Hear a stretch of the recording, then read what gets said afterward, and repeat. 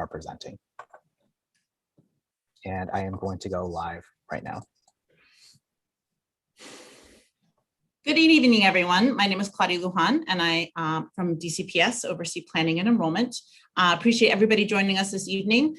Before I turn it over to Chancellor Farabee for some welcoming remarks, just want to let folks know that we are going to be recording the session.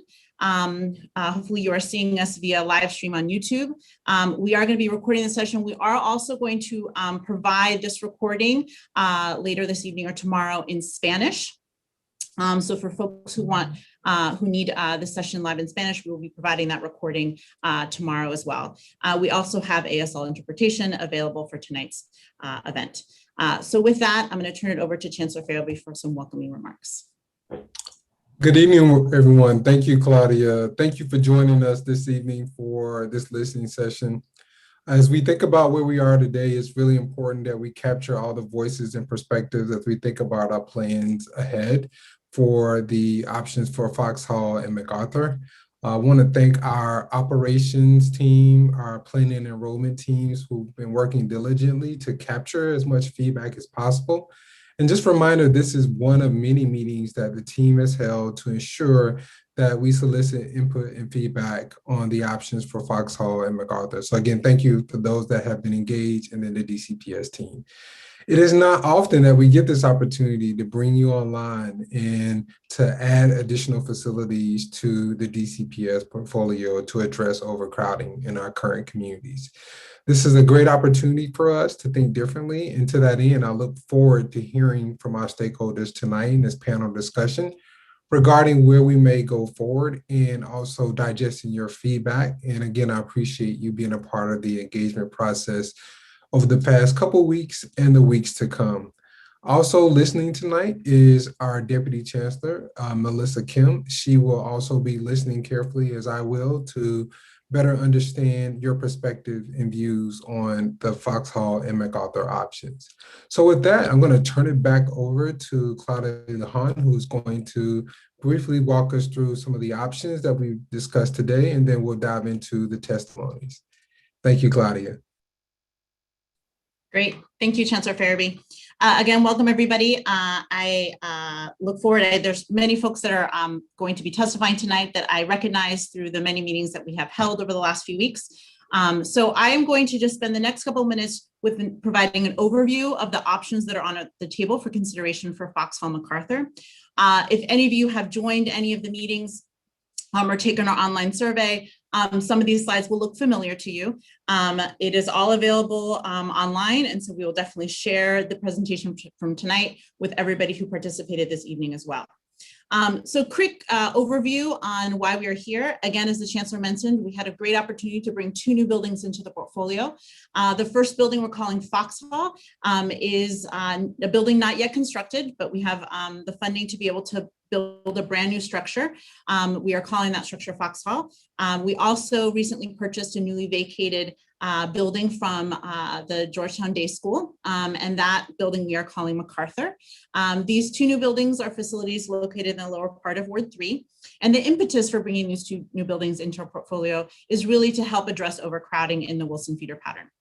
The overcrowding issue is not a new issue. It's something that we have been working on for a few years now, and so it is very exciting for us to be able to bring these 2 buildings in and really think about how best to leverage these 2 sites to help address overcrowding. We have not yet determined the scope of program for these buildings and what grades they will serve and how they can best be leveraged for relief of overcrowding. And that's the purpose of the engagement process that launched in February. There's 2 main components of the process. We had established a community working group in February with members, both a parent and a staff rep from each of the schools within the Wilson feeder pattern. The CWG also included members from ANCs and all other community representatives that have been part of this process. Through the months of April and May, we have done broader engagement on the options on the table. We've held school-based meetings at almost all of the schools within the Wilson feeder pattern, as well as attended several ANC meetings and other education stakeholder meetings throughout the city. We launched an online survey a few weeks ago, and so that is available. We'll share that link with you as well. That survey closes in 2 days, so folks who haven't filled it out, please do so. Next slide. So what are we solving for? I talk about overcrowding. What does that mean? What do we mean when we say overcrowding? So based on when we look at the data for school year 28-29, we are looking at 5 and 10-year enrollment projections that are done by the city, by the Office of the Deputy Mayor for Education. Through their master facilities plan, they release long-term enrollment and building utilization projections. Based on those projections, it is estimated that we will need approximately 1,300 elementary seats and about 1,000 secondary school seats to be able to address the current and projected overcrowding. We have many schools that are currently feeling this issue now. So they're acutely having space issues now. And we have schools that may not be feeling the pinch now, but are projected to feel that by 28-29. And so we have grounded ourselves in really looking at those 28-29 numbers. And based on that, we are looking at a deficit of between 1,300 elementary seats and 1,000 secondary seats. I will note that it is not, these two buildings will not solve all of the overcrowding that we are seeing within the feeder pattern, but we do hope to strategically leverage these sites to do as much as possible to relieve the current overcrowding that we are experiencing. Next slide. So 3 main goals of this process. Again, relieving overcrowding. That was the impetus for bringing these 2 new buildings into the portfolio, and that continues to be the main goal of this process. So we also have 2 equally important goals as a part of this process. One is preserving racial and social economic diversity within the schools of the Wilson feeder pattern. The data shows that over the last several years and projected into the future, the feeder pattern is growing more and more homogeneous. It is growing wider and serving fewer students that meet the OSCE's at-risk criteria. Our hope is to be able to identify opportunities within this process to mitigate against those demographic changes. The third goal is promoting stability for students and families. We know that changing rights to schools, whether it's boundaries or feeder patterns, is a significant change. And so we know that there are, that all of these options provide very different changes for different families and schools. And so we want to be cognizant of that. And so as we continue to look at the different options on the table, being cognizant and thoughtful about how this impacts our students and families is top of mind for us as well. Next slide. So I'm going to jump into the main options that we are considering. Next slide. I'm going to start with Foxhall. We want to leverage Foxhall to serve elementary age students. And there are 2 main options that we are considering. The first is opening Foxhall as a pre-K 4 through 5th elementary school, an elementary school with a boundary, like the majority of our elementary schools. In order for us to create a new boundary, we are going to have to pull from neighboring boundaries. And so what our proposal is saying is that we would update the boundaries for Key, Stoddard, and Mann to create and reassign portions of those boundaries to create the new Foxhall boundary. In this option, we do solve for the capacity needs across the 3 different schools. But what it also means is that some families will lose their right to Key, Stoddard, and Mann and be reassigned to Foxhall. The second main option that we are considering as a part of this process for Foxhall is opening the Foxhall site as a 3rd through 5th campus for Key and for Stoddard. What this means is that we would have pre-K 4 through 2nd graders remain at Key and Stoddard, and we would move the 3rd through 5th graders to the new site at Foxhall. This option, while it does not result in a boundary change, families will not lose their right to Key and Stoddard. But instead, we are introducing a 2-campus model. And so what that means, particularly for families who may have multiple children at the elementary school level, this may mean an additional location for drop-off and pickup. And so we understand that there are logistical and other considerations in this particular option. So these are the 2 main options that we are considering for Foxhall. I'm going to spend a couple minutes talking about MacArthur. We want to leverage the MacArthur site for secondary students, whether that is middle school or high school is one of the questions on the table. So we have 3 main options that we're considering. And I want to be clear that neither one of these options addresses or relieves both Deal and Wilson. Each option will either address overcrowding at Deal or relieve overcrowding at Wilson, but none of the options do both. And so this really gets at the point I made earlier that these options, these 2 buildings will help us address overcrowding, will not completely solve the issues on the table. So the first option is opening a new neighborhood high school. And in this option, we have two slight variations: opening a neighborhood high school at the MacArthur building or opening the neighborhood high school at the Hardy site. With the option of opening at the Hardy site, it would mean moving the Hardy Middle School program to the MacArthur building. But essentially, both of these options open a new neighborhood high school. And what that means is that everybody who lives in the Hardy boundary or attend any Hardy or any of its feeders will lose their right to Wilson and instead will feed the new high school. So this option does not address overcrowding at Deal, but does alleviate the overcrowding at Wilson. Next slide. The second main option that we are considering is opening a new neighborhood middle school. So in this option, unlike the option I just discussed, in this one, we actually address and solve Deal's overcrowding, but we do not do anything to help relieve Wilson. This option adds a third standalone middle school to the feeder pattern. So we now would have MacArthur would join Deal and Hardy as the third middle school feeding Wilson. In this case, we would also need to draw a new boundary. And in that case, we are proposing that Key, Stoddard, and Mann and the new Foxhall would feed MacArthur Middle School, would no longer feed Hardy Middle School, but would shift and feed Foxhall Middle School. In order to relieve Deal in this option, we would need to identify two Deal feeders that would shift from feeding Deal to feed Hardy. I want to be clear, this process does not identify which of the two schools would change from Deal to Hardy, but instead the decision that's on the table is identifying which of these paths we will pursue. Should leadership decide that this is the path that we want to pursue, we will engage the Deal feeder schools next school year in identifying which two schools would move and shift from Deal to Hardy. The third main option that we're considering for MacArthur is opening a second campus for Wilson. This option proposes moving Hardy Middle School to the MacArthur building and using Hardy building as the 9th grade campus for Wilson. In this option, no one changes their secondary feeder or boundaries. Everybody continues to feed the same middle school and high school that they currently feed. What it does do is it changes and shifts the program at Wilson. We would be splitting the Wilson program across two campuses and moving the 9th grade to the Hardy building. Those are the three main options on the table for MacArthur. So many of you who have been following or tracking this process have seen much of this information in all of our school-based meetings, as well as part of our online survey.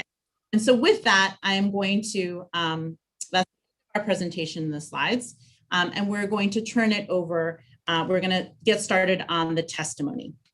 And so really quickly, I'm going to ask, before Teresa comes up to bring in our first panel, I just want to remind folks that everybody will have 3 minutes to provide testimony.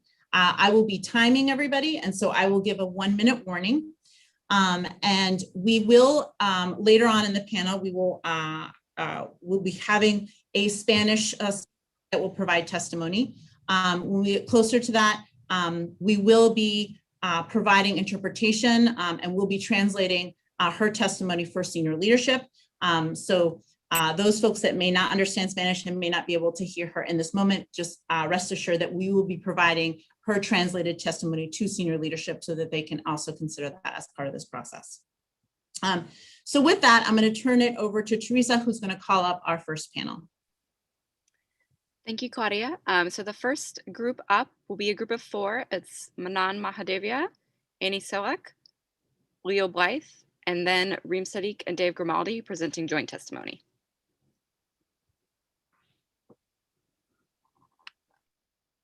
Awesome. Should I go ahead, Claudia? Yes, so Manan, go ahead. Okay. So first off, thank you, Chancellor Farabee, Deputy Chancellor Kim, and to DCPS for having this listening session. And thank you for the opportunity to speak this evening. As a resident on Foxhall Road, a parent with 2 elementary school-age children, and a concerned community member, this topic is close to my heart and an issue I care deeply about. Let me start by commending DCPS for their efforts to increase public school capacity and options for Ward 3 residents and DC residents more broadly, including the opportunistic and financially savvy move to acquire the GDS campus in a period where budgets and resources are constrained and COVID has wreaked havoc on so much of the community. The GDS campus acquisition was fiscally prudent and the right step for our community. However, it does baffle me that the proposed plans for the school in Hardy Park are the exact opposite of the good governance displayed with the GDS move. I am shocked and saddened with the proposed plans and the process by which DCPS is, I'll say this respectfully, bulldozing this through without consultation, traffic assessments, and inputs from community members. We need proper due process. In my mind, the proposed school in Hardy Park is one, fiscally irresponsible. We're on the verge of completing a long-awaited $6 million renovation of Hardy Park that was conducted with years of planning and inputs from our community. Two, it's devastating to the community. We are losing a piece of precious green space and a community meeting ground, whether it is for young kids, our senior citizens, sports teams, dog lovers, and every member of the community. I think it is disingenuous on the part of DCPS to propose using a portion of Hardy Park for a school spanning 75,000 plus square feet while providing minimal disruption. This will take away a good portion of the park and dwarf the 20,000-foot Old Hardy / lab school. Three, this will be harmful to the traffic and environment. The addition of GDS, the lab school, and the proposed Hardy school will exacerbate the traffic conditions that were already terrible on Foxhall Road. And four, I think this is poorly governed and does not follow due process. It does not take into account the sentiments of the community and has moved forward without the consultation we have had on so many other projects. As much as we are short on classroom space, we are even shorter on playing fields and playgrounds in Ward 3. Parks and open space should be valued equally with new schools because they are just as scarce. I strongly support new schools, just not at the expense of precious, scarce existing parkland in our communities. I respectfully ask DCPS to conduct a study of the potential impacts on traffic, on the environment, parking on Foxhall Road and MacArthur Boulevard before planning for the Hardy Park School proceeds, and to engage the community with due process before declaring that a school will be built on Hardy Park. Thank you for your consideration. Well, Anand, that was exactly 3 minutes. So I appreciate you leading the pack and being a good example of how to do that. We are going to go next to Annie. If you want to turn on your video, and I'll go ahead and get you started. Great. My name is Annie Selleck, and I live in Foxhall Village neighborhood, and I am very supportive of opening schools at both the MacArthur and Foxhall sites. This area has no walkable public schools. Communities are improved through public schools. Further, the schools in Ward 3 are severely overcrowded. We have the resources and the opportunity to solve this problem in a decisive way by adding a pre-K 4 through 5th grade elementary school and a middle school. And I encourage DCPS to create 2 new public schools. I understand my neighbor's hesitation about traffic. And I also want to add that traffic is complex. For example, my family drives from Foxhall Village to Key School 3 times a day for drop off and pickup. But with the addition of these schools at MacArthur and Foxhall, our own contribution to the traffic on MacArthur would decrease. Further, the parking concerns of the neighbors that I've listened to at our other meetings demonstrate to me that a middle school is preferred over a high school on the MacArthur site. I do love Hardy Park, and I encourage DCPS to collaborate with the community to ensure that the building of an elementary school is minimally disruptive to Hardy Park. We can have both a park and a school at the Foxhall site. The addition of an elementary school and a middle school would greatly improve quality of life for my young children who are joining us right now. More importantly for this committee, a new elementary school and middle school would be a huge improvement for the DCPS community. The opportunity to build a state-of-the-art pre-K 4 through 5 elementary school and a middle school would alleviate the overcrowding in Ward 3. And this opportunity cannot be missed. Thank you. Great. Thank you, Annie. The next person up is Leo Blythe. Thank you very much. I want to thank all of the government representatives who are here, and not to spend my time on naming you all, but I particularly want to make sure that this is addressed and heard by Mary Che, who has been the community's champion for many years, ironically working on our $6 million renovation. And she knows how much process went into that, how much planning, how much representativeness there was of the whole community. And I just really need this process to emphasize how that's the exact opposite of what we've seen, unfortunately, in this DCPS process. What we've seen is through the DCPS process, I want to emphasize that this has been a different disenfranchising process, as many others have said. And the bottom line, on one level, forget whether you want the school or not, whether you believe trading a park is worth it. Fundamentally, tax-paying voting citizens have been denied voice on whether or not there should be any Foxhall school. And any Foxhall school does imperil this precious community space on some level. What we heard, again, very eloquently by Claudia, was all of the effort is involved in how to leverage these schools. There is no effort going on to whether or not these schools are the right solution, whether or not they are the solution that they're proposed to solve for.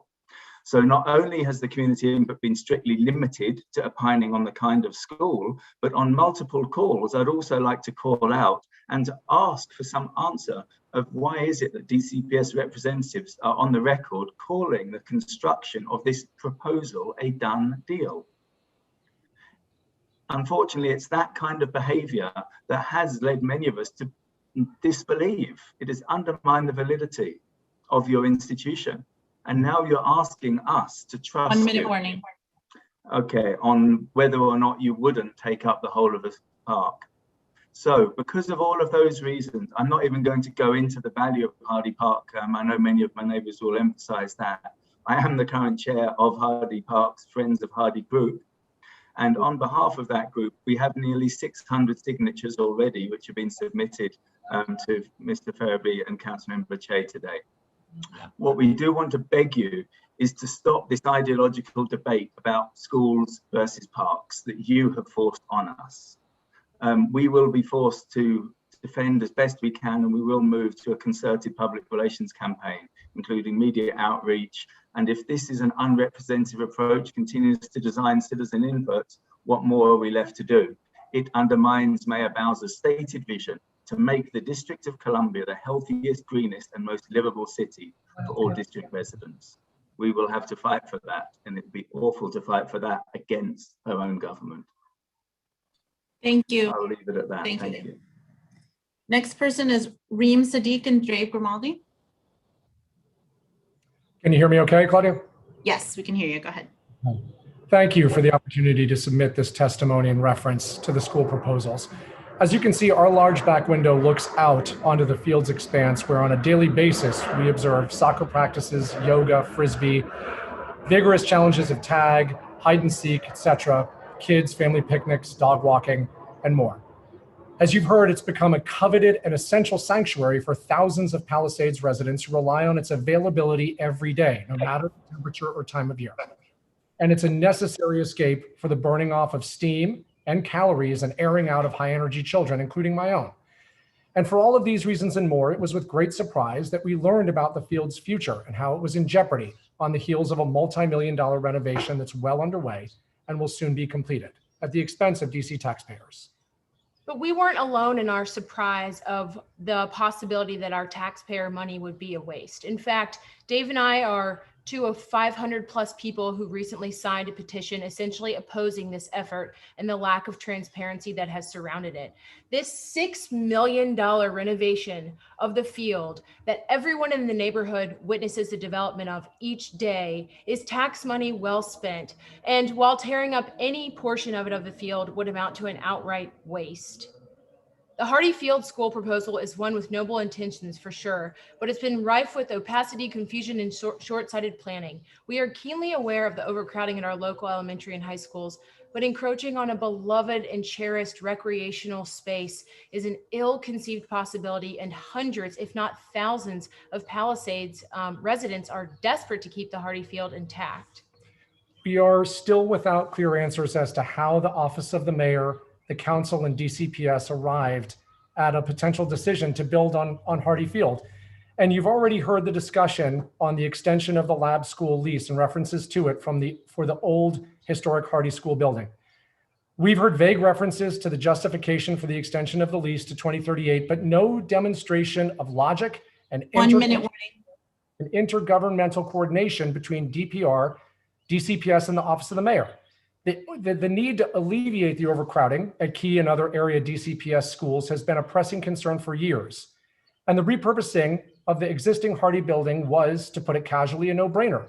But the lease was recently extended in close chronological proximity to the approval and funding allotment for a $5 million renovation of the field. And with these wheels in motion, it is nothing short of baffling to realize that in another corner of DC government, in the mayor's office or elsewhere, a plan was being developed to disregard that use of the Hardy building by DCPS. We will, through the Freedom of Information Act, hopefully be able to determine how the Office of the Mayor, the Council, Councilmember Mary Chea's office, and DCPS arrived at the decision to extend that lab school lease and thus make unavailable the existing building. And we'll leave no stone unturned in seeking those details. Thank you again. Thank you. Thank you. Your time is up. Brigitte, Teresa, you want to call on the next panel, please? Yes, so the next group we have is Lois Holland, Vandana Puri, Brad Tonneson, and Sonia Otam. We also had Paul Dunvito in that group. We do not see logged in, but Paul, if you are here, you would be at the end of that panel. Great. So we will start with Lois, Claudia. Lois, go ahead and get started. Thank you, and thank you, Chancellor, for this opportunity. Good evening. I represent the residents adjacent to the Georgetown Day School campus. I want to be clear. We welcome an elementary public school in our neighborhood, and the MacArthur School is uniquely suited to that purpose. MacArthur Boulevard is unforgiving for drop-offs and pickups. The addition of a second public school within 1 block is guaranteed to be untenable for students, parents, and teachers coming to this area. It will compound the problems for all. As one neighbor says, Foxhall is a transportation desert. Some sampling. Bancroft, 14 buses, 1 metro. King, 10 buses, metro. Barnard, 6 buses. Hardy, 9 buses. Brookland, 10 buses and metro. Deal, 17 buses and metro. MacArthur and Foxhall, 1 bus, no metro is possible here. With a river on the west, Foxhall is halved in terms of road access with bottlenecks to all larger roads and bridges. We also agree that Ward 3 needs an additional high school. The MacArthur School is designed for children. A refitting of for older students would be costly and protracted. High school students will face an average of 2.3 hours a day commuting, according to our analysis. We ask the city to explore the centrally located Lord and Taylor building that has several ideal features for the school community and could be a forward-leaning reflection of a modern, eco-friendly high school modeled by the district to the nation. I wish to emphasize 1 minute warning. that we welcome a public elementary school here. The 2-school solution within 1 block will not only cause daily disruption for all involved, but it is clearly unfair to this small neighborhood, which supports the DCPS. The wrong decision would be impossible to reverse. Please adopt a 1 public school solution at the MacArthur School and also consider a location a mile away, which is the Palisades Recreation Center, also a DC property. Thank you so much for your time. We know you've been working very hard on this, and we appreciate your efforts to listen. Thank you. Thank you, Lois. Vandana Puri. Hi, thank you so much for this opportunity to provide testimony. While I commend DCPS for their efforts to address the overcrowding issue, I do find it absolutely appalling that such a big decision to construct an almost 75,000 square feet building on the Hardy Park site was taken without any real community comment and engagement. You know, we moved to this neighborhood 2 years ago, and one of the main draws to move here was the piece of green space that we have behind our house, and we witnessed the renovation going on currently. So it's close to our heart, and it breaks our heart to think that part of it could be torn down. The lack of transparency and the disregard for tax-paying citizens and neighbors in this whole decision-making process is unacceptable. There has been no evidence-based information that is provided to the neighbors on why this Hardy Park location is the best location for this new school. There has been no alternative location put forward. There has been no known in-depth traffic study that has been done to assess the impact that this new construction would have in this neighborhood and on Foxhall Road especially. The current Hardy Park renovation is a result of intensive and broad consultations, and DCPS's proposal for a school, it contradicts what was earlier promised to this community by DPR. It's currently going through the $6 million renovation, which is a result of many years of lobbying and consultations with the community. And the plans for the new park reflect every segment of the community, from the youngest to the oldest. And over the several years, the community has 1 minute warning. Has been planning the renovation. There has been no mention of any possible school. So at this point, I request that DCPS focuses on Key and Stoddard, which are well-reputed schools, and give them their funds that were allocated to them back to them so they can work on expanding and increasing student capacity there.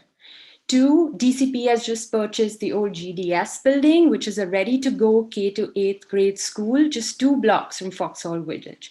So that's another avenue that could be expanded, and the overcrowding issue could be addressed in some way by focusing on there. I just want to emphasize the need for green space too. While I respect the need for more public schools, I do think green space is equally important for all of us. Thank you. Great, thank you very much. The next speaker is Brad Tonneson. Hi, I live about a block away up Foxhall from the proposed Foxhall site. I have 2 daughters that aren't yet in school, but soon will be. So I have great interest in the school system. Right now, there is no walkable elementary for them. But when I moved here, I knew that. The proximity of the park was a huge draw. It had things like an enormous field in addition to a large playground for all ages. And since then, the park has undergone a multi-million-dollar renovation to improve it by adding features such as a dog park and a splash pad. I just can't imagine the impact to the community by losing any parts of the well thought out park. And frankly, I flat out don't believe in the feasibility of the so-called proposals that show no interruptions to the park area given the stated size. It's simply not possible. I wonder how this location was even picked. What process was followed? What other sites were considered? Under what criteria were they rejected and Foxhall selected? Why was the community not engaged in this process? Why are we now not allowed to know those results of whatever surveys happened? I also can't imagine adding yet another school to the neighborhood as compared to simply repurposing or redeveloping the GDS school for the same purpose. It makes no sense. There have been many drawbacks that have been mentioned, but the one that I'll talk about is the associated traffic that it would entail. I'm already hugely impacted by traffic to the lab school, among others. Every proposal that I've seen involves moving boundaries such that it would necessitate new traffic to the area for those unable or unwilling to walk, in addition to the current traffic. There's already a long line of cars past my house in the afternoons at pickup time and in the mornings, and it can make getting out of my house difficult. Adding more cars to the situation is like adding fuel to the fire. I do support schools for the area and understand the need. I am personally affected, but I firmly oppose adding a new school to the campus, a new school campus to the area, especially on Hardy Park. And I'll be done early for you so others can talk. Thank you. Thank you so much. I appreciate that. Next person is Sonia Oton. Yes, hi, good evening. My name is Sonia Oton. I live in the Foxhall village. Early this year, I was excited to hear that DCPS had purchased the GDS campus. It was a smart, sensible decision to address the overcrowded DCPS issue in Ward 3 and help preserve the racial and socioeconomic diversity in Ward 3. So bravo. Today, I thank you for this opportunity to state that I categorically oppose to the construction of a third DCPS facility within a 130-yard radius in the heart of the Foxhall community due to the following critical issues. Reduction of green areas. I think everybody has already been covering this. I'm not gonna go over this one more time, but park land is scarce in Washington, DC, it's scarce in Ward 3. There are not many city parks and we need Hardy Park. Also, number 2, sustainable DC initiative. The constructing in Hardy Park contradicts Mayor Bowser's sustainable DC initiative in the areas of climate, health, and nature. Mayor Bowser calls for residents to find parks and places to exercise and play. Most of homes in the Foxhall neighborhood do not have backyards, so we really need Hardy Park. Lack of proper planning. The Hardy Park was singled out for the location of a third DCPS property in the Foxhall community. I repeat, third DCPS facility in the Foxhall community. DCPS and DGS have not documented in a planning report the process for selecting Hardy Park, and such selection process has not been presented to the community either. The District of Columbia's comprehensive plan developed by the DC Office of Planning, originally adopted in 2006 and later amended twice, does not forecast development in the Hardy Park footprint to address population growth or advance economic or social development. Moreover, the Wilson High School Feeder Parent Community Working Group Summary Report from 2019 does not include anything that Hardy Park needs to be developed to address the growing capacity issues. Moreover, the DC Public Education Master Facilities from 2018, again, does not say anything about Hardy Park being the site for another school. So despite proposing massive spending in Ward 3, the city lacks a comprehensive planning report that evaluates alternatives to solve the overcrowding issue. And this planning report needs to include how many schools are needed, potential locations for the school, including expanding existing school, constructing cost estimates for the different alternatives, traffic, environmental, and social impact studies. One more thing, Mayor Bowser. Hardy Park is our land, all of us.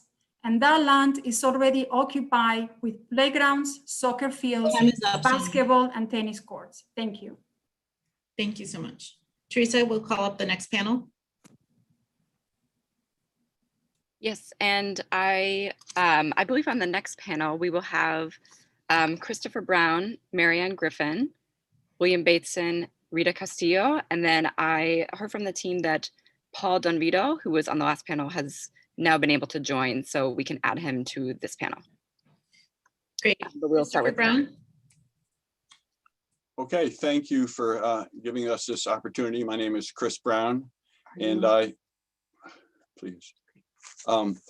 live in the Palisades, also in Foxhall, kind of on the boundary between them. We have a grandson who's been in DC public schools. He's spent some time in trailers. We're big supporters of the DC public schools. But Claudia, you gave a great analysis of where things stand, but my reaction was, whoa, DC public schools has gotten way ahead of itself with planning for a school in Foxhall Park, as you've been hearing from people. I'm a very strong supporter of saving the park. I want to see the funding go back to be invested in Stoddard, in key schools, in completing their additions so those schools can be expanded. I would like to see the additional money that's been set aside for Foxhall to be used for upgrading GDS. That's a great idea for the city. I'm very concerned, as a couple other people have mentioned, about the traffic in the area. Foxhall Road really is a country road if you drive it. It's never been intended for a lot of traffic. It's already have very heavy commuter traffic, and the thought of having 1,200 students coming and going every day with minimal public transportation completely overwhelms us. Finally, I am very concerned, as others have said, that no alternatives have been talked about. It was a done deal. It was handed to us. There's going to be a school in Hardy Park.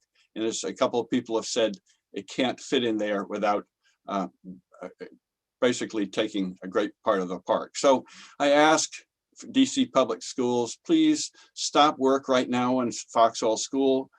Show us some alternatives where you could redevelop existing buildings, return the funds to Stoddard and to key schools, and be sure to help us save our park. Thank you. Thank you, Chris. We'll go to Mary Ann Griffin.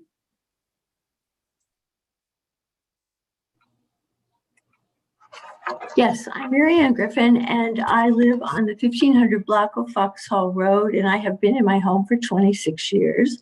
Let me begin by saying that I support public schools, and I understand that DCPS is seeking to add capacity to the overcrowded schools. To that end, I was astonished to learn that DCPS has extended the lease for the lab school, the Old Hardy, by 15 years. And we understood that the lease was signed on Christmas Eve of 2020. As a result, the school building will not be available for public use until 2038, when the new lease expires. I applaud the city's purchase of Georgetown Day to be used as a public school for 600 students.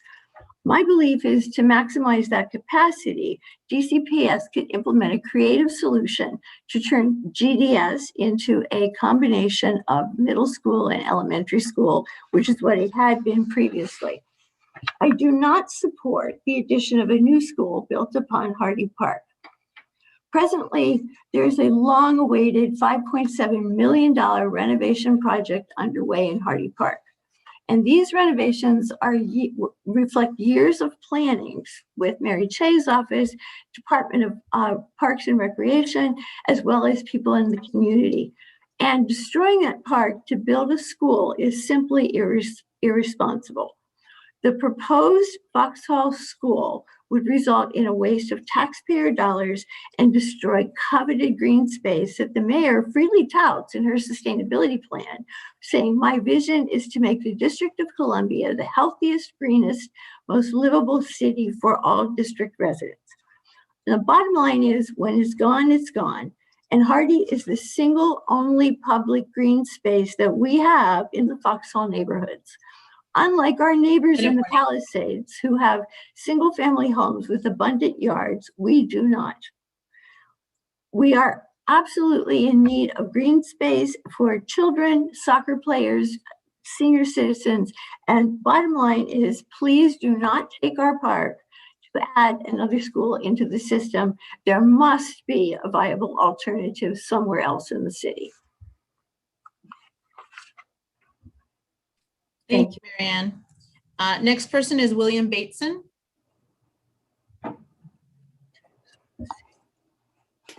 Thank you. Do you have me there? Yes, we can hear you. I don't know if we can see you, but I can hear you. Well, that's okay. One of the others, all right. I'm William Bateson. Martha and I live on Volta Place, half a block east of Hardy Park.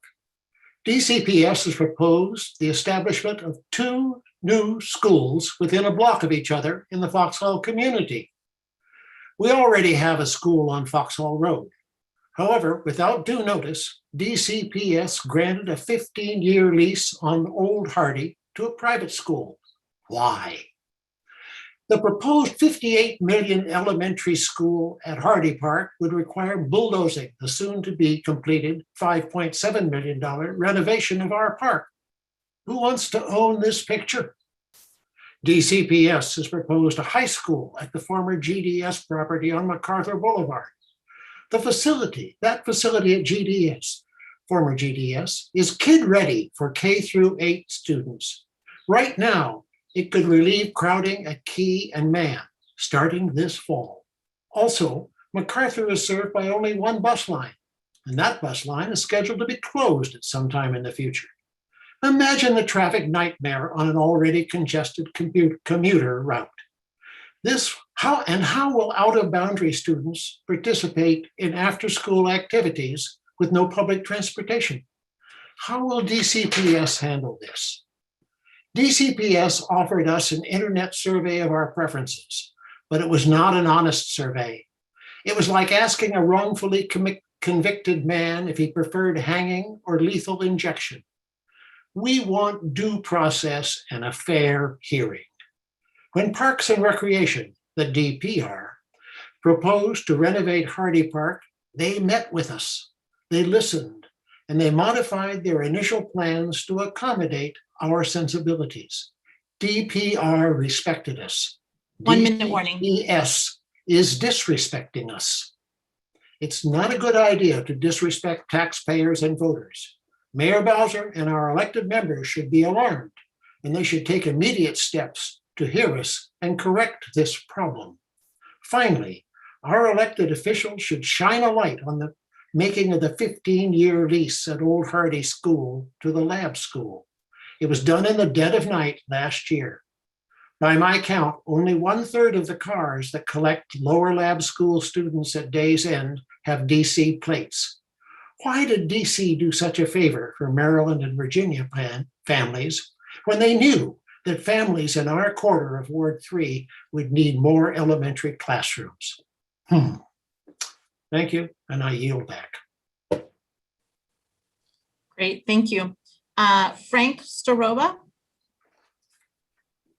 Oh, we were going to do Rita and then Frank. Okay, Rita. Okay, can you hear me? Yes. I think you need to turn the video on because I cannot do it. Go ahead, Rita, you can get started. Good evening, my name is Rita Castillo and I have lived with my son Eric on MacArthur Boulevard for the last 15 years. My backyard faces the tennis court from the park, the Hardy Park. I support DC public education, but I also support adding just one school, the MacArthur School, to our neighborhood, mainly because these 3 reasons. 1, preserving the green space. 2, concerns about traffic and parking. 3, changing the community. Preserving the green space. I would like to express my support for Hardy Park and all green spaces in Washington, DC. I moved to this neighborhood because of Hardy Park. As a matter of fact, I moved to Washington, DC because I fell in love with Rock Creek Park and all the green spaces that characterize this city. We need more green space in the city, no less. Once the park is gone, it is gone forever. We cannot destroy a green space without first trying to repurpose an existing building. Hardy Park is the lawn of this community. Concerns about traffic and parking. I am very concerned about adding 2 public schools to our block and all the traffic associated with it. Also, there is very limited street parking on this area. Please remember how congested traffic was in this neighborhood prior to the pandemic.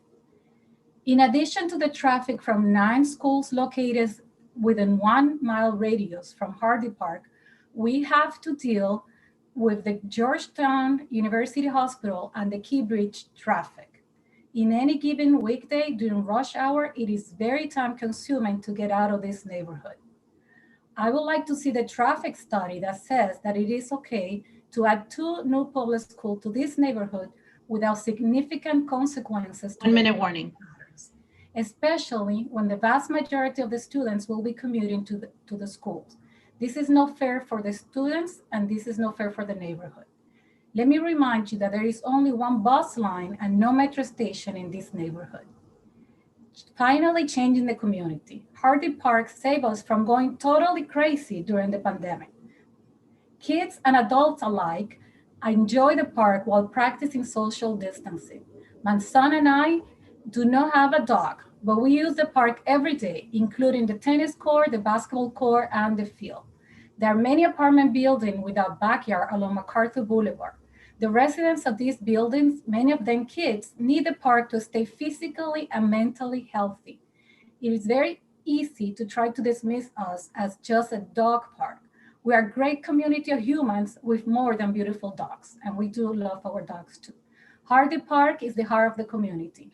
Please save Hardy Park. One school is enough. Thank you. Thank you, Ms. Castillo. We're going to go to Paul Donvito. Paul, are you on? Yes, can you hear me now?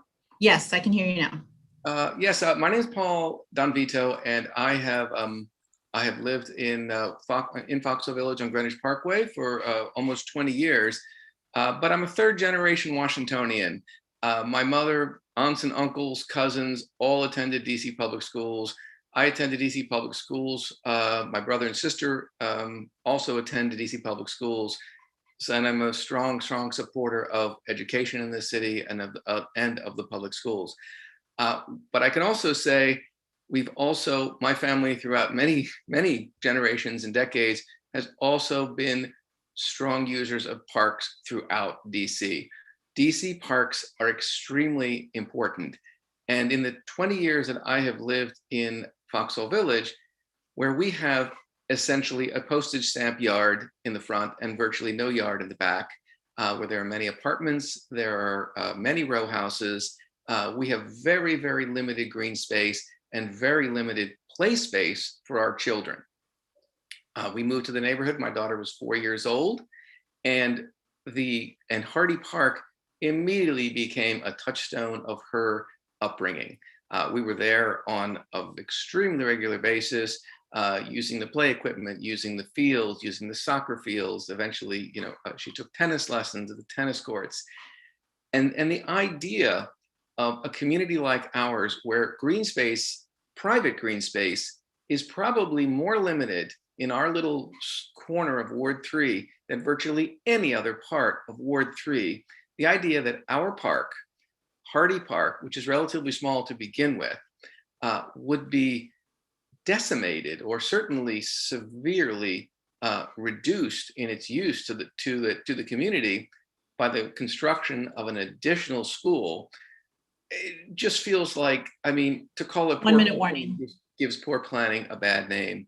And I also finally want to say, during this pandemic, for all the uses of the park as a wonderful place for kids to play, for adults to walk their dogs, for people to play tennis, it also provided an incredibly peaceful place to be during the pandemic. My wife and I spent many hours over the past year just sitting in the park. It's a quiet place. It sits up high. You can watch the sunset. And to have all of that taken from us when we have so little green space, we have no private yard to enjoy those. When people in Wesley Heights, Spring Valley, Chevy Chase, Forest Hills, their houses sit on a third acre lots in many cases, whereas we fit on a few hundred square feet. Just seems shocking, surprising, and I just have to say, just bad planning on the part of DCPS and bad planning on the part of the city. And we hope. Time is up. Thank you very much. Thank you so much, Paul. Teresa will call up the next panel. Yes, so the next panel will be Yua Sikamaki, Chris Stacy, Thomas Wolf, Stephanie Schott, and Jessica Lynch. We'll start with Yua. Hi, my name is Juha Sikamaki. I live in Foxhall Village. I'm a DC resident and taxpayer since 2004. I'm an ardent supporter of public schools. I received my entire education in public schools, leading up to earning a PhD in economics. Availability of a high-quality public school was a key factor when we decided as a family to move to Foxhall Village. Regarding the proposal to build a new school in Hardy Park, a third DCPS facility within just a 130-yard radius, I believe it is the wrong thing to do for the city and the neighborhood. The proposal involves spending massive amount of DC taxpayer money, our money, and destroying a unique community park and recreational area, our land. The development of a new school in Hardy Park would effectively destroy Hardy Park. Arguments have been made that this would not be the case, but the fact is that Hardy Park will never be the same if the plans move forward. This issue is close to me also professionally. I have more than 20 years of experience in evaluating how nature, including parks and open space, contributes to economy and the well-being of people. I've studied the economic importance of parks and recreation areas in the United States and in many countries around the world. I published tens of articles in leading academic journals, and I've advised a wide range of policymakers. The overwhelming evidence points to the critical importance of parks and green areas to urban communities. They support recreation, they support wellness, community building, and a host of environmental benefits. In my experience, many cities, especially the most forward-looking cities, set as their goal to maintain and, if possible, increase green space, not to intentionally encroach it. Parks and green spaces not only benefit the current residents, but they also attract new residents and businesses. My request to DC is to protect its parks and green areas, including Hardy Park, and set them out of bounds for development. That we're even discussing the proposal for a major construction in Hardy Park is all the more surprising, considering the sustainable DC plan by Mayor Bowser. In that plan, and I agree with her, Mayor Bowser calls for making DC the healthiest, greenest, most livable city for all district residents. Finally, I support the DCPS purchase of the old GDS facility on MacArthur and turning it into a public school, assuming there's commitment to careful planning and community engagement. To sum up, let's invest in high-quality public education accessible to all, but let's not do so at the expense of making DC the healthiest, greenest, and the most livable city for all district residents. Thank you for your consideration. Thank you, Juha. Next is Chris Stacy. Dr. Sikamaki, thank you so much for that lead-in. My name is Chris Stacy, and I'm going to be sharing how much the mayor agrees with Dr. Sikamaki. I live across the street from Hardy Park, and the residents benefit from Hardy Park in numerous ways every single day, in part because it's one of the few city parks with certain types of amenities. In a city where public tennis courts and basketball courts are rare, living across the street, I routinely see lines of people waiting to play. There were long lines to play tennis last year, even when DC Parks and Rec removed the tennis nets for several months. Soccer games and practices thrive here, even on a smaller than standard field with uneven turf. Children play in the playground from dawn until dusk. The mayor's sustainable DC plan is in direct opposition to the proposed Foxhall School. The mayor says she is focused on strengthening access to the natural environment for neighborhoods across Washington, DC, with particular emphasis on improving access to small parks and natural spaces. Then why would the city build a school on top of a park that is already meeting that goal, especially when the park is already sandwiched between two schools that, when completed, will serve a total of 900 students? The mayor says sustainability is about balancing the environmental, economic, and social needs of DC today, as well as the needs of the next generation and the one after that. Then why would the city take away green space we already have when we will never, ever get it back once it's been developed? Why would the city remove soccer fields, basketball courts, tennis courts, and playgrounds forever, depriving future generations of the benefits DC already provided before the mayor said that she wanted to invest more heavily in parks? The mayor says she wants to inspire healthy, active lifestyles for all residents, regardless of income, ability, or employment. Then why would the city shrink a park that provides outdoor opportunities for thousands of residents in the neighborhood who live in apartment buildings when their access to green space is Hardy Park? The mayor says she wants to expand public park access and programming to promote healthy lifestyles through physical exercise. Then why would she reduce public park access and programming and reduce access to physical exercise by removing a rare soccer field, a rare basketball court, and rare tennis courts? We need more classroom space in Ward 3. There is no doubt about this. But building a third school in a 2-block area and destroying Hardy Park, when the mayor herself espouses how essential parks are to residents' mental and physical health, does not make sense. We can solve the school overcrowding problem without sacrificing green space permanently to the detriment of the well-being of current and future generations. Thank you very much. Thank you very much. Thomas Wolf.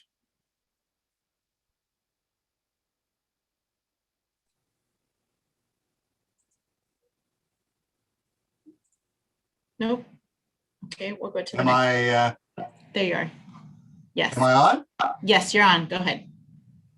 Good evening. I'm Tom Wolf. I live at 4519 Q Street for 39 years, and I raised a family here. I'd like to echo most of my neighbors' remarks today about the criticality of Hardy Park green space to the fabric of the lower Foxhall MacArthur neighborhood. I do not support construction of a school there. The park is our green jewel. It's where we eat, we picnic, we meet friends, we garden, we walk our dogs, and where we vote. The city has not considered the options for ameliorating the lack of school capacity in Ward 3 in any systematic and rational way, but has rather presumed that the Hardy Park is the answer to their problems as a fait accompli. DC's public schools' own analysis indicates that during the school year 28 and 29, our ward will need over 1,100 elementary school seats, 600 middle school seats, and almost 1,000 high school seats. Needless to say, neither the GDS site nor the proposed Foxhall Elementary will solve all those needs. The DC Council sought to address a sizable chunk of that need when it appropriated $40 million in renovation money for additions of Stoddard and Key schools. That was all too logical.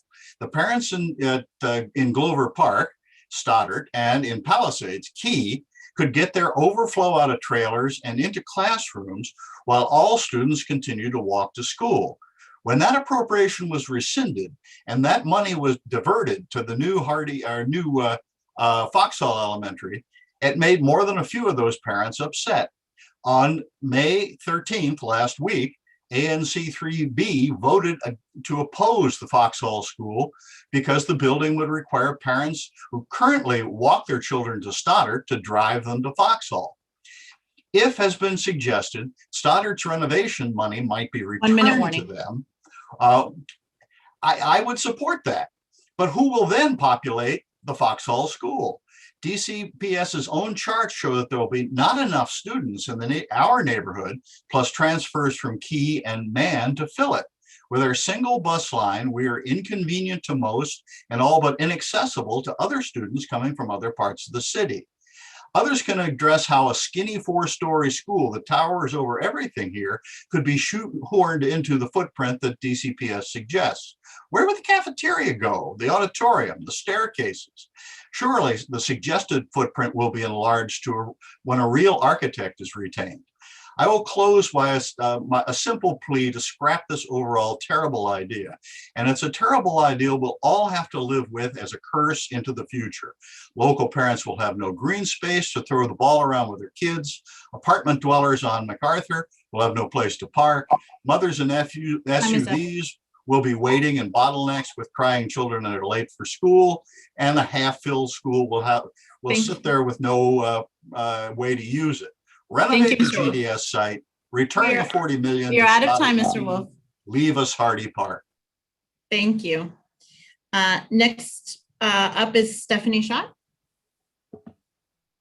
Hi, can you hear me? Yes, I can hear you.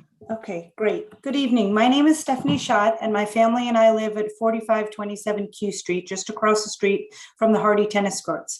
We have 2 daughters, both currently enrolled in DCPS at Hardy Middle School, and previously they were at Key School Elementary for 7 years. We would like very much to save Hardy Park. It's a park that we have used and enjoyed for many, many years and hope to continue to enjoy it for years to come. The tennis courts and green areas are constantly used by people of all ages in the neighborhood all the time. The current renovation of Hardy Park was a result of an intensive consultation with the Foxhall Hardy community, as well as Mary Chay's office. It's a $5.7 million renovation, which will be completed this June, and we have all been very excited about these renovations and are baffled that this will be completed this summer only to start works on the same grounds next year. This does not make sense to me. When we heard the news about GDS property being purchased by DCPS, we were thrilled because, as I mentioned, we are parents of DCPS students and we understand the overcrowding issues at DCPS schools. However, when it came to our attention that on top of GDS being turned into a DCPS school and the lab school being allowed to continue leasing the old Hardy building until 2038, which occurred on Christmas Eve, and because of that, another school called Foxhall School will be built on our beloved park. We were confused by the lack of transparency and also just plain shocked. By the way, this would bring a total of approximately 1,400 students within 1.5 blocks, not to mention that we only have one bus line, the D6. As we all know, park space in the city is precious, and I ask you to please consider alternative sites for the Foxhall School and first focus on the GDS site, maximizing it as much as possible for a DCPS school. This way, we can all enjoy the Hardy Park and Rec Center, including the neighborhood community, and also including, of course, the DCPS students that will go to the new GDS 1 minute school. warning. Thank you very much for your time. Thank you so much, Stephanie. Next is Jessica Lynch. Hi, this is Jessica. Hi, Jessica. Thank you. Okay. I want to thank DCPS for holding this listening session. I'm a resident of Glover Park, and my comments will focus on the proposals that impact Stoddard Elementary School. I am concerned about losing access to Hardy Middle School too, but I have limited time. Glover Park is a successful, walkable urban community with high density housing. At the heart of this community is Stoddard. Like many of my neighbors, my husband and I moved to Glover Park because of Stoddard. The school connects our community in a fundamental way. I urge you to understand and appreciate how dedicated Glover Park residents are to this special neighborhood and how central Stoddard is to Glover Park. In addition, our community welcomes and includes children from other DC neighborhoods, as well as children of foreign nationals working in embassies within Stoddard boundaries, which significantly impacts enrollment. For all the success and responsibility of our neighborhood, we have asked the city's leadership repeatedly for an expansion to the Stoddard building to support all of our students. Instead, DCPS's proposals would create further challenges for us. Splitting Glover Park in half or splitting Stoddard grade levels between Stoddard and the new building are not solutions.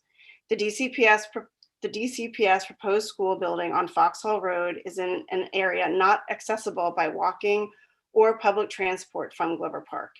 Even using a car to get to this location will be a challenge, adding a logistical and financial burden on the working families of Glover Park, who again intentionally choose to live here so that our children can attend and walk to our neighborhood school. Likewise, the comprehensive plan for the city aims to increase housing density in Ward 3 and reduce the number of cars on DC streets. Redistricting students from a school that is walkable to a school that is not walkable or accessible by public transport runs counter to this vision. In addition, increasing housing density in this area will lead to more students, again, pointing to the need to expand Stoddard. I was made aware of the DCPS recommendations in March and have participated in several of the community outreach meetings since then. What has me the most concerned is that DCPS seems to have decided to build the school on Foxhall Road and expects the Stoddard community to adjust our lives to DCPS's plans, even though the plans make no sense to us. I'm also frustrated by the lack of transparency in the process. I have not seen detailed budget projections, a cost-benefit analysis, or transportation studies that would support DCPS's decision. The only answer for the residents, taxpayers, and voters of Glover Park is to expand Stoddard. By doing so, DCPS will make an investment in a high-performing school in a walkable location that is also accessible by public transportation. Thank you. Thank you. Teresa will call up the next panel. Thank you. The next panel will be Sam Stebbins, John and Michelle Fagan, Vipul Bhagat, and Kara Arundel. We also had Clara Fuller, who I don't believe is on, but if Ms. Fuller is able to join later, we can add her to the end. So we can start with Sam. Hi, thank you so much. Good evening. My name is Sam Stebbins. I'm a Q Street resident for 7 years. We live directly across from the community center. I'm the proud parent of 3 wonderful kids, and I'm also a family and public health physician. And I look at not just individual health, but population health. And I've spent a lot of my career working on prevention of health conditions, such as childhood and adult obesity. I was also the public health physician for Arlington, Virginia for many years. And I worked to improve the opportunities there for exercise and activity throughout the school system. And I know the important roles that schools play in learning and in health for so many kids. So here's what we know. Recent data from CDC shows that obesity in the elementary school age children is the worst it has ever been, ever. More than 20% of 6 to 11-year-olds have obesity, with many more overweight. And it is likely this has become worse during the pandemic. In response, CDC recommends that children have at least 60 minutes, minimum 1 hour or more of moderate to vigorous physical activity every day. And then it should be mostly aerobic, where kids use their large muscles and they continue for a period of time, doing such things as running, swimming, dancing, things you can't really do well in a classroom. Regular physical activity in children and adolescents promotes health and fitness. Compared to those who are inactive, physically active kids have stronger bones and muscles. They have a healthier body weight. They have improved cognition, performance, and memory, and they do better on academic tests. They feel better with less anxiety and reduced symptoms of depression. They are more likely to be healthy adults with less heart disease, obesity, and type 2 diabetes. So my question is, given these established facts, well known to cities and school systems across the country, why in the world would a responsible school system act to make it more difficult to achieve these crucially important goals for our kids? Why would a responsible school system make it harder for kids to get essential aerobic exercise and get outside at the same time? Why would a responsible school system mutilate a small park, which is designed to do just those wonderful things for school kids, other kids in the neighborhood, and adults? We should be going in the opposite direction, towards more activity and the systems which support it. Thank you. Thank you. Next panelist, John and Michelle Fagan. Thanks very much for the opportunity to be heard today. My name is John Fagan, and I live directly across from Hardy Park with my wife, Michelle, 2 elementary school age daughters, and my 107-year-old grandfather, who we believe is the oldest man in the district. And we are great supporters and commend the efforts to address school overcrowding in the district, but we're all saddened and distressed by the city's intention to destroy our beloved park in the process. It is one of the vanishingly few green spaces left in the city and in our area. And, you know, we've all seen, as one of the other commenters pointed out, we've all seen plans that assign a dainty footprint to the school, but those are simply not credible. A big school and a big parking lot, and the park is gone for all intents and purposes, entombed in concrete, steel, and asphalt. At a time when environmental sustainability and public health, both mental and physical, are being challenged like never before in our history, enhancing the city's facilities cannot come at the cost of covering more of our vanishing green spaces with concrete. This backward approach ignores the lessons of the pandemic, this awful pandemic we've been through, and the ongoing climate crisis that we're experiencing and will only get worse. And it also contradicts the DC government's own commitments to sustainability.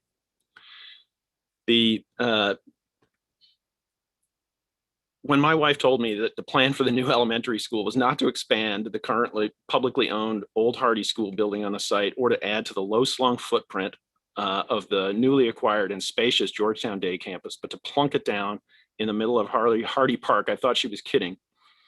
You couldn't come up with a plan that has a more adverse impact on the health and happiness of this community or the local environment than the current plan has.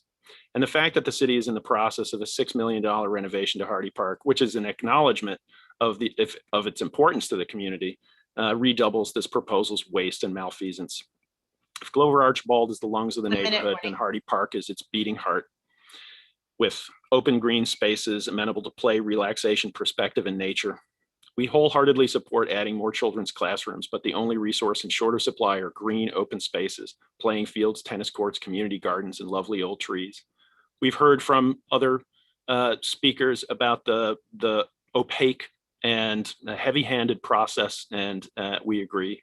We've heard from previous speakers about the lack of public transportation options, and we agree. But the heart of the matter for us is saving Hardy Park. Please explore the many better options than building a brand new school atop the precious green space of Hardy Park. Thank you. Thank you. The next person is Vipul Bhagat. Thank you very much. I don't know if the video can start, but if somebody on the other side can start the video, I would really appreciate that. We are I'll start trying. calling.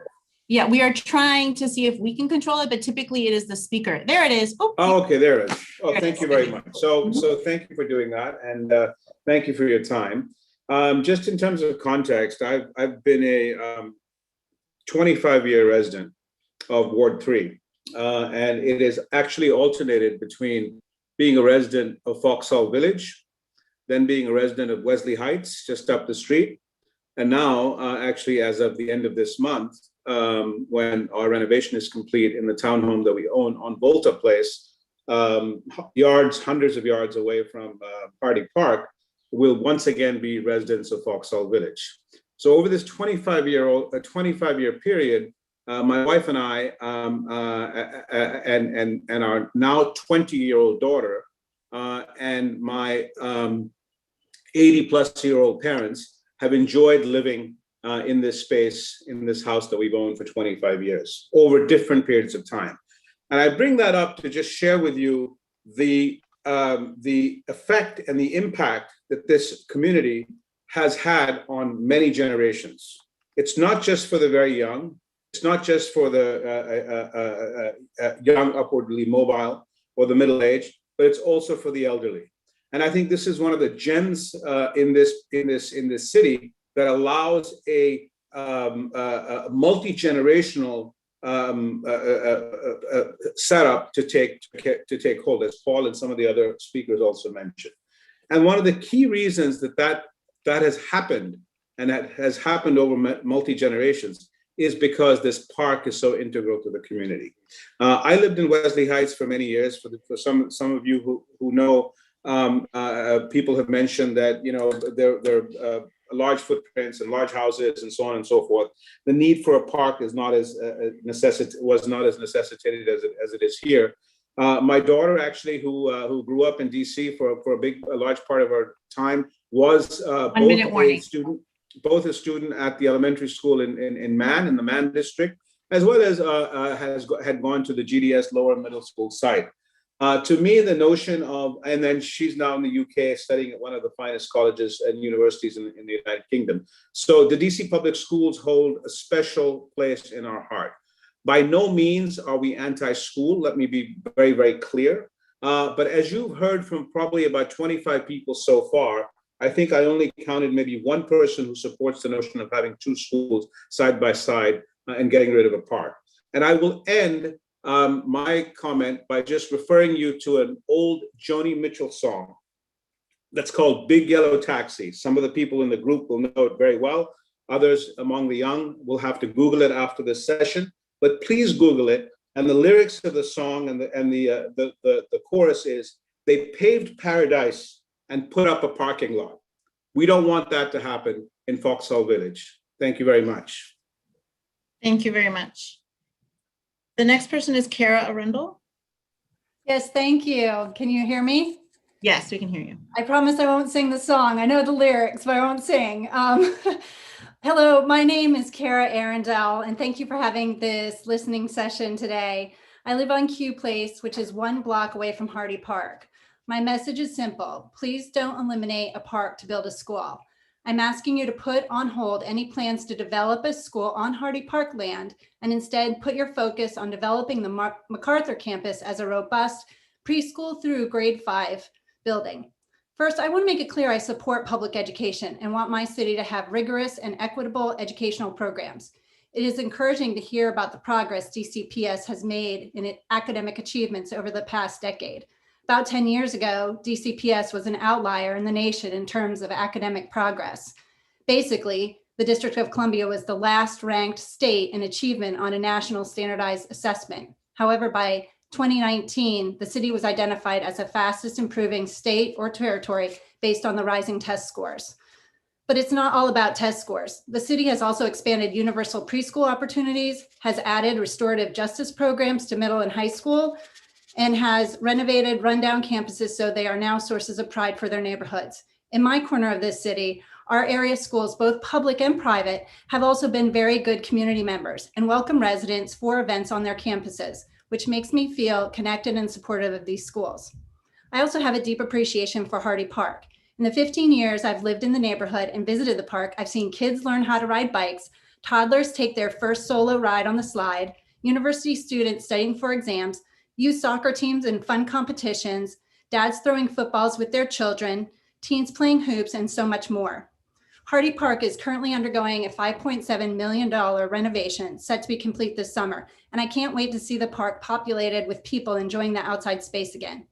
Unlike test scores, however, it's harder to quantify the achievement or value of a park. So when our park renovation is finished, I hope you will visit so you can observe all the happy faces and athletic activity. Please don't waste taxpayer money by destroying this newly renovated park by building a school. A new full-scale 500 student, 75,000 square foot building at Hardy Park would certainly take up the entire green space of Hardy Park when you include parking and egress. I'm puzzled to why this idea was even suggested since DCPS already owns a school building at the corner of Foxhall and Q Street. Renovating and expanding this existing school building can be done as proven with the recent renovation of Horace Mann Elementary School, which has the same architectural design as a DCPS owned school next to Hardy Park. In closing, please pause this process of developing a new school at Hardy Park. Destroying the newly renovated park would forever eliminate open space that people of all ages enjoy. Instead, put the city's effort into the thoughtful development of the MacArthur campus. Thank you. Thank you. Teresa will introduce the next panel. Yes, the next panel will be Carol Peasley, Kishan Putta, and Janet Nash. We did have two additional individuals that were going to present testimony during this time, Alexander Simbana and Ann Haas, who weren't able to join now, but if they are able to join later, we will add them to the end. But we can start with Carol Peasley. Thank you very much for this chance to speak this evening. I have lived on Q Street across from the old Hardy School for 28 years.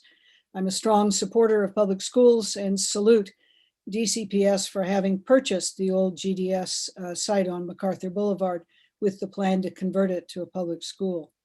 You've heard from many people this evening about the importance of Hardy Park to the neighborhood. It is a treasured community asset and is especially important for this neighborhood.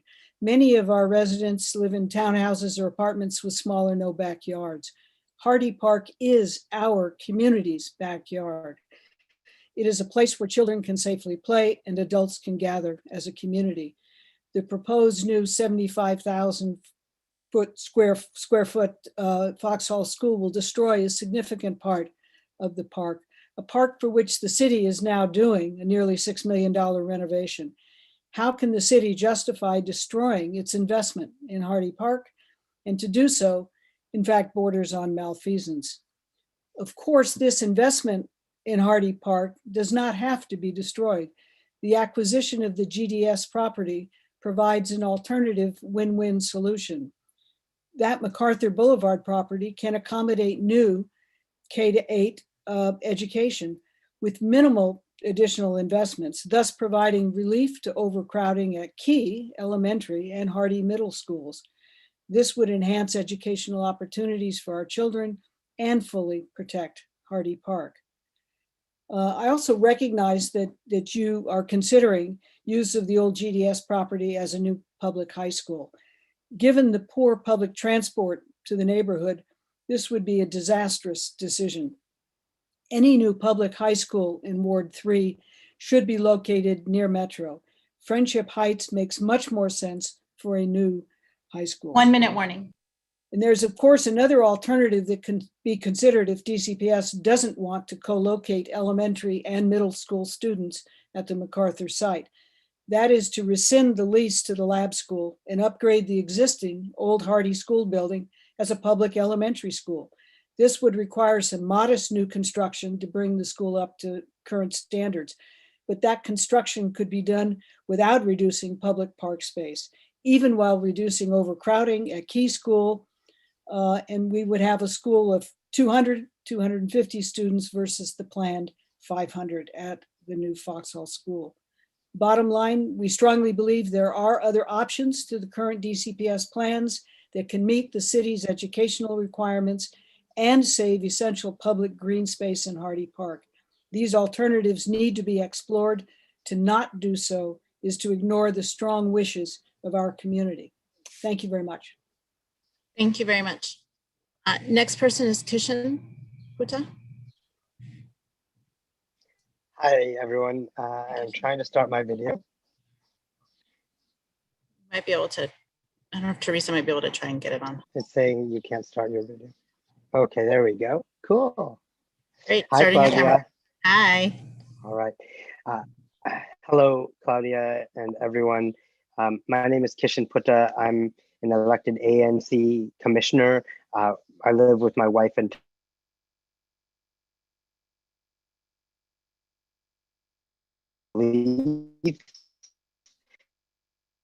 Hardy Middle School, located at 35th NT. And I am a member of the community working group, although I wasn't originally, and but I'm glad that they were able to add me. I'm here to speak about Hardy Middle School, but first I do want to agree, it would be a shame to build on the newly and thoughtfully renovated park at Hardy Rec Center. I also know that the lab school extension has been signed and has some good reasons behind it, but I hope it can be reconsidered and a public school put there with maybe a small extension added. My neighbors understand your frustration in Foxhall because 2 years ago we fought and lost the battle to prioritize public schools at the public green space at Jalov Rec Center. Anyway, about Hardy Middle School at 35th and T. Many of my constituents are kids that attend Hardy, will attend Hardy, or have attended Hardy. Not only are they of diverse backgrounds, but they also treasure Hardy's diversity, the most diverse school in the entire feeder pattern, 64% people of color, down from 86% people of color in 2016, 2017. My neighbors appreciate the efforts to address Wilson's overcrowding and are interested in a new high school. They do want to preserve, however, the wonderful diversity of Hardy. That is a top priority for them, and it should be for everyone. However, most of the people of color families at Hardy already have long commutes from homes farther east, as far as wards 5 and 6 and east to the river in ward 7 and 8. They would have to travel much farther if Hardy was moved to MacArthur. They would have to travel much farther if Hardy Middle School was moved to the MacArthur site. My neighbors and many are worried that the diversity of Hardy Middle School will be impacted by making them travel up to half an hour farther, because there is only that one very slow bus line connecting these kids who are already spending so much time on the bus to get to school every day. I think everyone needs to care about that, and I hope you all do care about that. And as DCPS has pointed out, MacArthur has more that a small school won't have enough to compete with Wilson. They're over at the MacArthur site, according to DCPS, built up very tight. We treasure Hardy Middle School, and we treasure Time is up, and we want it to continue. Thank you. Thank you so much, Kishan. Next person up is Janet Nash. Good evening. My name's Janet Nash. I live about a block from GDS, Georgetown Day School campus, and about 2 blocks from Hardy Park. I really commend my neighbors for all the information and they provided tonight, and I'm going to shorten what I want to talk about because many of the points that I wanted to cover have been covered. But I would want to point out something. One, the DCPS, I looked at that 55-page report. It's very detailed. And I was struck, I have to say, by how many cons, how many difficulties every scenario carried with it in terms of an option. So the 2-school approach, whether it's a middle school or high school, there were many disadvantages for GDS to be that kind of school. And then, of course, the Foxhall School would be plopped down in the middle of Hardy Park, which I've heard a lot about how disadvantageous that would be. The other thing I wanted to mention was in terms of GDS is located in the public transportation desert that was mentioned before, but the closest metro is almost 3 miles away. So even if you're, can get to the DuPont Circle Red Line, or I guess it's Foggy Bottom Blue Line, you still have to get on a bus to come to this neighborhood, whether it's for the public school, elementary school, middle, or high school. So I think it makes it just impossible to effectively use these two schools in an advantageous way for the neighborhood. So I support having GDS be investigated to be potentially the alternative elementary school if the Key and Stoddard don't want to rehabilitate their current campuses to be able to accommodate more students. The other thing I would mention is that 1 minute warning. Thank you. The other thing I would mention is I think it's disingenuous or a bad idea to decouple the impact of the two schools on this neighborhood. So 1,200 students, an elementary at Foxhall and possibly middle or high school at GDS. To not study those two proposed major changes for this neighborhood together is a mistake in my view. And the last thing I would say, I really feel the DCPS survey that everybody has encouraged me to take, and I have taken, is flawed. It steers responders to the two school approach. So it's very hard for us to express our views about what we would really like to have happen in this neighborhood to preserve Hardy Park and the character of the neighborhood and reduce transportation impact when you try to, I guess, divide and conquer to push us in this direction that we have to have two schools here. So that's all I wanted to say. Thank you very much. Thank you very much. Teresa, we'll call the next panel.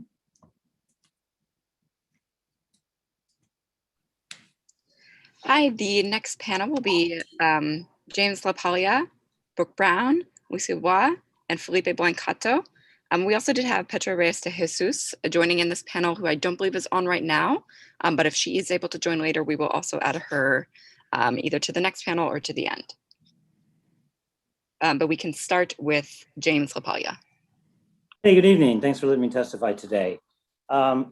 I have several things to say. First of all, my family and I moved to Cleveland Park 6 years ago, specifically for the schools, which included, of course, the feeder to Wilson. We live on the far edge of the boundary between Hardy and Deal, even though Deal and Wilson are closer within walking distance. So having a middle or a high school twice as far away would be a huge burden for us. Second, no matter how you sugarcoat it or how you spin it, any new smaller high school at MacArthur will always be inferior to Wilson. It'll always be simply less than what Wilson is. There's just no way to offer the same academic and extracurricular activities. There's no pool. There's not the same number of sports or clubs that would be offered. In short, it would always be considered inferior in scope to Wilson. It could become a commensurate middle school, but never a commensurate high school. Next, whatever choice is made for the MacArthur Foxhall, public transportation is a problem. The existing routes are insufficient, and it's not reasonable to expect a child to have to travel an hour or more each way to get 4 to 5 miles away just to get to school. I heard from many of my neighbors in the community tonight that they don't want traffic to increase in the Foxhall community. I totally get it. But from my perspective in Cleveland Park, if the district is going to create those schools in those areas, they better provide direct transportation and frequent transportation to those areas and not force a student to have to change buses 3 or 4 times to get there. And I already mentioned the length of time that it would take. The third thing I wanted to say, and I think the person before me said it, is the survey that was offered for us to give our feedback on these options. In short, from a social science perspective, thank you.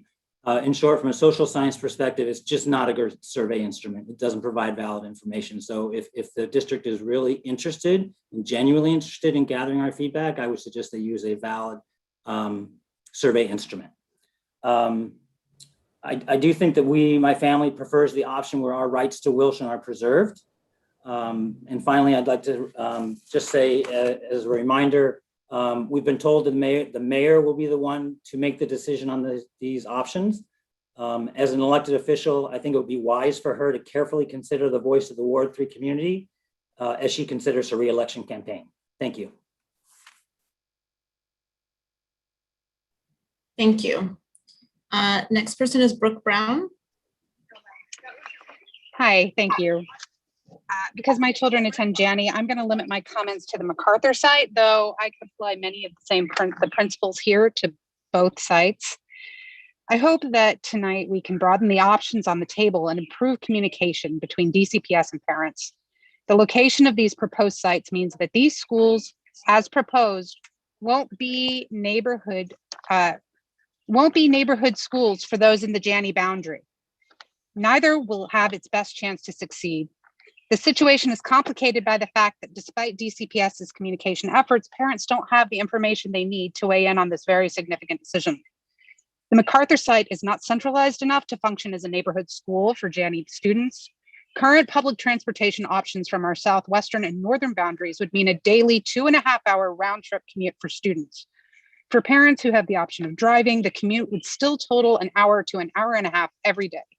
This would impact any family's schedule, regardless of childcare or work. Not to mention, it would add cars to already busy roads and remove walkability. Parent involvement in the school then also decreases. Schools that have robust volunteerism thrive. How will parents support a school when they have to add an hour of travel just to become involved? When it comes to the proposal for a new middle school, though, none of these issues are as dire as the number of students. 3 growing and fully attended middle schools would add to Wilson's enrollment numbers. The number could easily swell to over 3,000 students, and it's a number the building can't support. Forcing Wilson so far over capacity could unintentionally reduce, if not eliminate, out-of-bounds seats at Wilson. And when we talk about communication, despite working groups and community meetings, this process still lacks transparency. I find it difficult to understand a process that proposes plans that negatively affect Wilson without a long-term plan that helps to relieve the pressure on Wilson down the line. And DCPS can draft designs for their sites. So there must be a clear idea of the function these sites will serve, but DCPS hasn't shared any of that logic or provided any clarity on why alternatives to neighborhood schools have been rejected. Yet we're being asked to choose without the information that was used to make these decisions. It's my opinion that DCPS should build a school of academic excellence, perhaps an international baccalaureate school, without requiring neighborhood attendance. Wait the lottery toward admissions in Ward 3, don't require attendance, earn it. A specialized academic high school would attract students from all over Ward 3 and relieve the enrollment pressure on Wilson and any other high schools built in the future. Rather than impose division by geography, why not unify a new school community under shared educational goals? For our city to support better urban planning and greater density, we need a comprehensive plan. It's time to engage parents and the Mayor's Office of Planning to ensure that children of all ages and incomes can access education in Ward 3 and at high quality schools across the city. Thank you. Thank you. Lucy? Hey, Claudia, thank you so much. By way of introduction, my name is Lucy, and I am here representing Stoddard Elementary School as a PTO co-president along with Jorge Highland. We are here to communicate our great concerns with the options that have been presented with regard to the new Foxhall and MacArthur schools and their impact on the Stoddard community. It is, to start, an alarming trend to see how both DC and DCPS are handling tax-paid-for properties so far this last few years. We were alarmed last summer when our expansion budget that we have been waiting for many, many years was suddenly pulled, and we were told being redirected towards this new proposal called Foxhall. How could we be possibly okay with spending $50 million of a potential project that we have no idea how it's going to work, with no data, with no studies of transportation, access, how folks from other parts of the city can even get there was simply unacceptable. We have been presented with two options: to either split our school in two or split our community in two. We are one of the highest performing elementary schools in the city within DCPS, one where the academic achievements of the school are rooted in no small part in the cohesion of the staff and partnership across grades. How can we possibly be okay with our school being split by grade level? It is not okay by us. We are also being told that our very tight-knit neighborhood, one where it is so tight, in fact, that it is one of the smallest footprints within the Wilson feeder pattern, and told that based on imaginary lines that we will be splitting our future catchment area to be able to provide seats to Foxhall. It is not okay. The current boundaries for Stoddard are already one of the most compact and dense within DCPS, already just cut last year when half of our neighborhood was told to go down to Hyde-Addison. It has made no impact on our school community. Stoddard is unique in that many of our teachers also live in the neighborhood. Car ownership in Glover Park is lower than in other areas because it is such a walkable neighborhood. Given these characteristics, the fact that these options are even on the table leads us to believe that DCPS lacks understanding of the unique challenges these proposals meet for Stoddard and Glover Park. This is why we find them unacceptable. Lastly, we just want to point out real quick that increased inequity is going to be a huge issue with these plans. And Stoddard being one of the most diverse schools, it is a topic we care very deeply about. You must revisit these plans. We ask you to urgently reconsider the decisions to only consider expanding our seat capacities at Stoddard Elementary and help us make sure our Blue Ribbon School continues its amazing growth. Thank you. Thank you, Lucy. Felipe Blancato? Can you hear me? Yes, we can hear you. you. Can you hear me? Yep. Hi, my name is Felipe Blancato. I live in the 1500 block of Foxhall, corner of Foxhall and Q, almost directly across from the Hardy Park. I'd like to begin by saying I firmly support the construction of a new high school either at Hardy or MacArthur.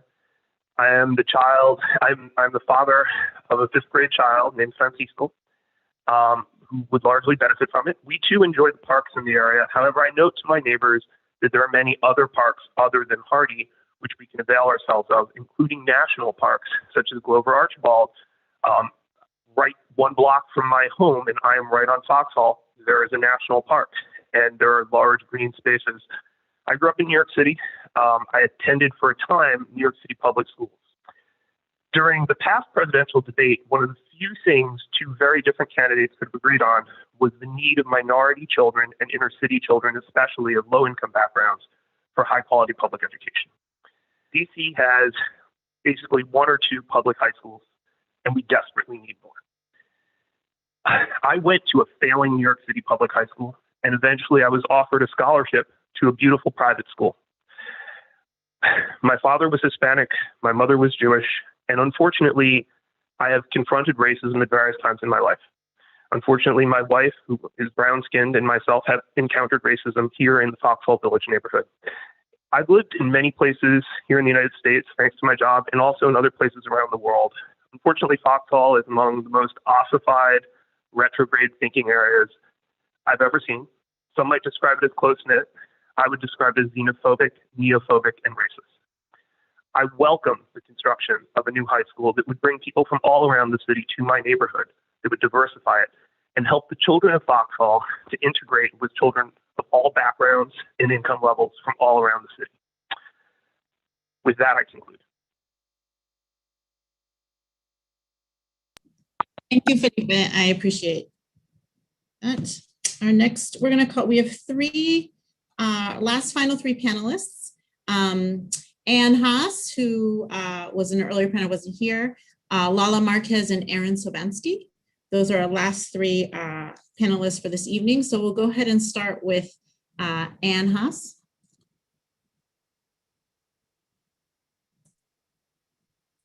Ann, are you on? Oh, I think I see you. You might have to unmute. Unmute. Okay. There you go. I'll just read part of this. Many of these themes have already been stated, and basically the acquisition by the district government of the Georgetown Day School property has made the proposal to build a 550 student school on the Old Hardy site unnecessary. Georgetown Day School, as we know, has been home to 575 students, and it has a 5.6 acre property. If there's any liability to that site, it's the fact that it's in the extreme corner of the ward, and it's served by only one WMATA bus line. I guess my main thought now is that given that circumstances have changed, decision makers in the past have been known to change proposals when circumstances change. And here we have a prime case. We've learned recently that the DCPS has been exploring the Lord and Taylor site as a potential school venue. And I think that's promising, particularly given its transportation facilities. There must be others in Ward 3 that would also provide space for students, and they could be in buildings that could be repurposed in state-of-the-art green technology. We know that the district several years ago was awarded a platinum leadership in environmental design, energy and environmental design, and that sustainability, as other people have mentioned, is one of the mayor's priorities. And that speaks not just to the present, but to the future. And so I would like I think that decision makers would do well to consider the long-term prognosis here and not just an immediate, well, we can check off the box here. One neighbor commented that the solution was to disperse schools. Another neighbor commented that we could have our own K Street with noise and fumes. I pass those along because they seem to me to be extremely topical. And I would encourage decision makers to look long-term with the idea of a legacy and what is in the best long-term interest of the city. That's it. Thank you very much. We'll go to Lala Marquez. Hi, my name is Lala Marquez. Thank you for having me tonight. I'm here to present testimony on behalf of Danny Elementary's LSAT. Our community has a diverse range of opinions as to the best course of action with the proposed scenarios. However, we are united in what we value as a community, and we hope the mayor and DCPS will consider the following points when they make the final decisions. 1, make decisions aligned with a larger strategic plan. Decisions should be made about DC schools with the future in mind. These decisions must be part of a larger citywide strategic plan that include neighborhood public schools, charter schools, and independent schools. The plans must reflect the pace of development in Ward 3 and in the Janney district with the Fannie Mae redevelopment and the future development at Mazza Galleria and Lord and Taylor properties. The plans must consider the dynamics of the ward as more families join the DCPS family within an overcrowded feeder pattern. 2, prioritize neighborhood walkable schools. The families at Janney value our school community and the benefit of having a true neighborhood school. We believe community schools are what make DCPS so great. Many of our children walk to Janney, Deal, and Wilson. We value the community that is built as we walk our children to school, greet our friends and neighbors, and establish strong relationships in our neighborhood centered around our current schools. We agree with DCPS's guiding principle of stability for students and families and their prioritization of neighborhood schools. 3, provide efficient transportation options. We value keeping our city healthy and green friendly with regards to traffic and transportation. As others have said, the mayor stated in her Sustainable DC plan that her vision is to make DC the healthiest, greenest, most livable city for all residents. We are greatly concerned that the transportation challenges with the proposed school options work counter to that vision and our community values. Some of the proposed plans will rule out the ability for our children to walk in high school. The bus routes currently available will not capture the number of students who will travel by bus to the Hardy Middle School site or MacArthur campus. while the already busy traffic patterns cannot sustain or maintain the increased number of cars that will be on the road. We believe this increased traffic will be significant, and a traffic study analyzing the effects of the proposed options is essential. 4, ensuring diverse schools. Diversity is important to the Janney community. It should be a focus of future school planning in Ward 3. However, we do not believe the proposed options for the 2 campuses clearly demonstrate how these plans will improve diversity, meet out-of-bounds seat minimums, and alleviate overcrowding across Ward 3. The plans address some of the overcrowding issues in Ward 3 at best, and we ask that the proposed plans provide more specific details on how the plans will address the goals of diversity, out-of-bound attendance, and mitigate overcrowding. Thank you for considering Janney's values as you work to determine the best plans for DCPS students and families. Thank you. And our last speaker, Erin Sobansky. Give me a second. Sure. Hi. Oops. There we go. Hi, my name is Erin Sobansky. I have lived in Glover Park for almost 16 years, specifically on 37th Street on the south end of the neighborhood.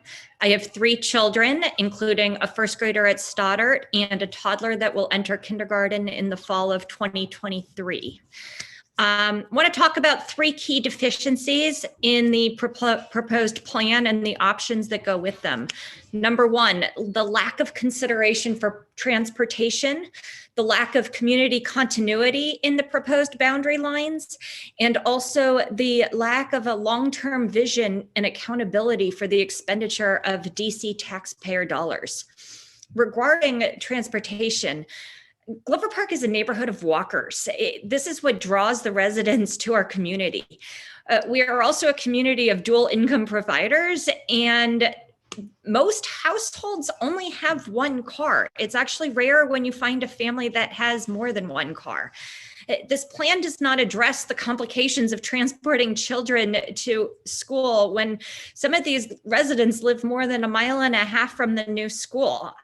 I can't imagine getting a pre-K 4 child down the street for 1.5 miles in any efficient manner on the way to school every day. There is no public transportation route provided by WMATA, so getting children to school on an already congested road with 2 parents who are going back into the office soon is going to be really, really challenging. Regarding the proposed boundaries, I mean, to be frank, the proposed boundary line looks like a gerrymandered congressional district, and we should question the motivation behind it. A public education is more than just the curriculum. It's the social engagement that is fostered by the community. There's a synergy. 1 minute warning. There's a synergy between the school and the community, and the physical distance from the school itself will handicap the Glover Park residents. Specifically, the notion that Glover Park residents will have to cross through the Hyde School District to actually get to school does not make any sense. And finally, the option for a pre-K 4 through 5 elementary school is a plan, but it's not a solution. The working group has already said that it does not solve all of Stoddard's overcrowding problems, yet DCPS wants to proceed with spending more than $50 million on it. This is not only irresponsible, but it's unacceptable to the taxpayers of Washington, D.C. I applaud DCPS for trying to work through a really challenging problem. The outcome needs to be well thought out and address the needs of all parties involved. This process seems rushed and pushed onto our community, and rather than thinking creatively to develop a long-term solution.